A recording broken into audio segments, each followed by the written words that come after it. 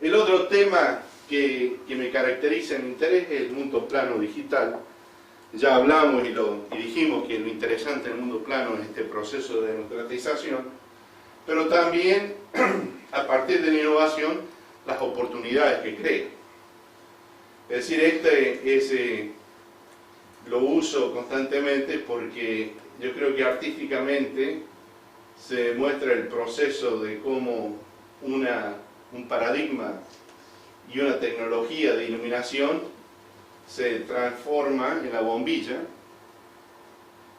pero en realidad es un truco artístico, porque optimizando la vela y haciendo una mejor vela, más económica, que dé más luz, jamás das el salto cuántico a llegar a la bombilla. Y si logras, y si te paras en el 1900 y te imaginas una ciudad cableada y una ciudad conectada, es decir, si te vas al 1900, el mundo está optimizado para este proceso de iluminación. Y si hubieras hecho en la reunión de expertos del momento y le hubieras contado tu cuento de que ibas a cablear la ciudad y que este foco que en su momento era frágil, y si quizás se acuerdan, o de vuestras madres o padres les dijeron que antes había que cambiarlo toda la semana, que se quemaban y se rompían, etcétera, etcétera, todo el mundo te hubiera dicho que esta tecnología jamás iba a tener éxito y que realmente había que hacer una gran apuesta a esta tecnología. Esto no es distinto, siempre ha sido lo mismo, es decir, los grandes científicos europeos se reunieron también por el mismo tiempo a comparar si el lápiz tenía alguna posibilidad de competir o no con la máquina de escribir. Y el resultado fue que efectivamente el lápiz tenía todas las de ganar.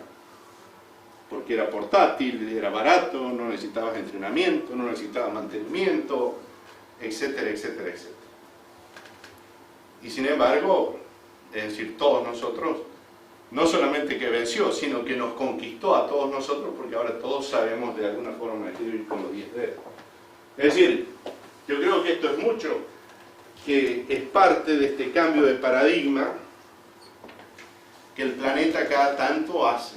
Y entonces pasamos de una revolución agrícola, donde una revolución industrial, donde se potencia, las máquinas potencian el músculo humano, y ahora estamos en el medio de esta revolución digital, donde las máquinas potencian el cerebro humano. Es decir, en cada uno hay un punto de apalancamiento, ya sea aquí al músculo, porque antes era toda fuerza de músculo humano, y ahora el conocimiento. Y esto seguirá. Y en cada uno de estos puntos de quiebre se presentan grandes oportunidades. Es decir, fíjense en esto, Argentina es un país que durante la revolución agrícola le fue muy muy bien. El mundo consumía maíz y Argentina producía maíz. Un buen día el mundo, que además de consumir maíz, empezó a comer el cereal, ¿cómo se llama? El cornflakes. ¿Cómo le llaman al cornflakes acá? Sí, al cornflakes. Entonces los 10 centavos de maíz se transformaron en una caja de 2 euros, 2,50 euros, no sé cuánto costara. O sea, ese puñado de maíz se transformó en 2 euros y pico de la caja de cornflakes. En realidad, había un 1,90 € o 2 euros y pico de contenido industrial, de procesamiento. Entonces Argentina, que se quedó en la revolución agrícola produciendo mucho maíz, no participó en el valor agregado de los 2 euros de la caja esta.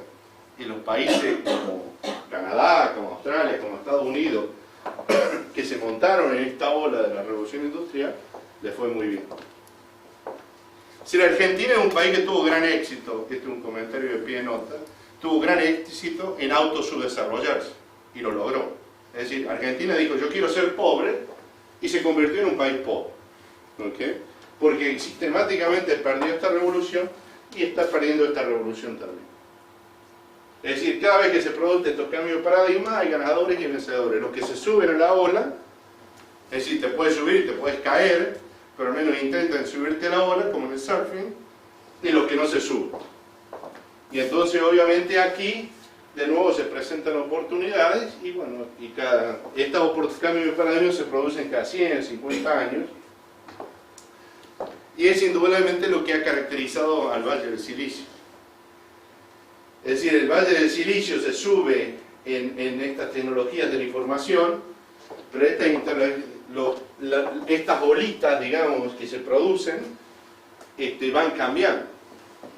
Y lo que pasa a ser la capacidad de poner muchos transistores juntos en los circuitos integrados y se crean empresas como Intel, después ya esto no es lo que representa la gran ganancia, y entonces ahora se produce la próxima bolita de la computadora personal, y después lo conectan en red, y después el Web 2.0, y ahora es energía alternativa, el biotech, que ya son todas tecnologías, nuevas olas, donde el área donde yo vivo ya hay gente que está montándose.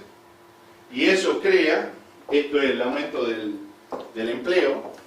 Fíjense en lo que pasa, y no estoy hablando de la gente que hace la limpieza a los edificios, ni de la gente que da de comer, sino que estos son los empleos profesionales bien pagos que produce secretarias que son millonarias, es decir, a través del esquema de los stock options, de las opciones de acciones, es decir, donde todos participamos del riesgo. Entonces, fíjense en cómo con cada una de estas bolas se produce el aumento del empleo. Por lo tanto, los países buscan la prosperidad verdadera, y esta prosperidad verdadera surge a través de la innovación. Porque la innovación produce la competitividad. O sea, uno puede ser competitivo, además que por la innovación, porque innovación crea competitividad, tú puedes tener beneficios naturales. Es decir, Chávez podría decir cuando el petróleo estaba a 140, de que él logró una enorme competitividad por el país, pero en realidad una competitividad heredada, o en este caso una competitividad natural, porque en realidad él no tuvo nada que ver que hubiera petróleo en Venezuela. Es decir, la naturaleza privilegió a Venezuela con enormes reservas petroleras, y entonces, bueno, eso lo premia, pero es un premio temporal. Ustedes también pueden heredar competitividad, es decir, Estados Unidos, durante la Gran Depresión del año 30, se hicieron enormes autopistas, aeropuertos, etcétera, etcétera, y después no se hizo más nada. Entonces, ahora Obama tiene que rehacer todo eso. Pero lo que voy es que si uno hereda competitividad, bueno, eso te dura 20, 30 años. ¿Okay? Pero realmente lo que te va creando y generando constantemente competitividad e innovación, la competitividad te aumenta la productividad. Y en la productividad hay dos cosas. Es decir, podés trabajar en dos niveles, que es realmente lo que te da ganancia, costo y precio, ¿no? Es decir, si tú eres muy productivo, ¿qué quieres hacer? Bajar los costos lo más posible y subir los precios lo más posible, por la diferencia de todos los números te da la rentabilidad. Entonces, por un lado, la competitividad te aumenta la productividad porque te maximiza la eficiencia en la producción, que esto en realidad es lo que hacen los chinos muy bien. Ahora yo a nadie le estimulo que piense solamente en competitividad como bajar de precio, porque eso es realmente difícil. Es bueno, es necesario, pero no es suficiente, porque realmente donde se produce la creación de valor es en producir productos que tengan tal originalidad que la gente esté dispuesto a pagar cifras descabelladas. Es decir,